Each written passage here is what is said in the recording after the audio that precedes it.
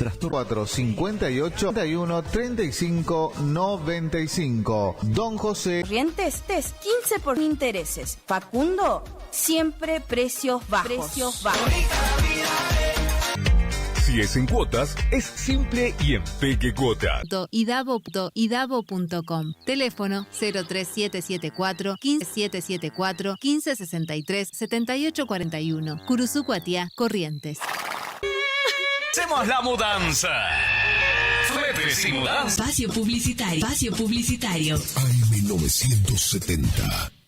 Es la hora 8. Temperatura 23 grados. Humedad. Red de clínicas privadas y distintos tratamientos y sistemas ambulatorios proponen un plan para saldar la deuda, un programa de consolidación de deuda. ¿Por qué? Porque básicamente hay distintos inconvenientes que están teniendo para poder afrontar deudas, por ejemplo, pagos. ¿Por qué? Bueno, porque había todo un desequilibrio, que esto te lo venimos contando ya desde el año 2024, 2023, la decadencia del sistema, establecidos los subsidios, cómo estaban y demás. Les cuento algo puntualmente, actividades que nuclean las distintas clínicas, tratamientos ambulatorios y demás.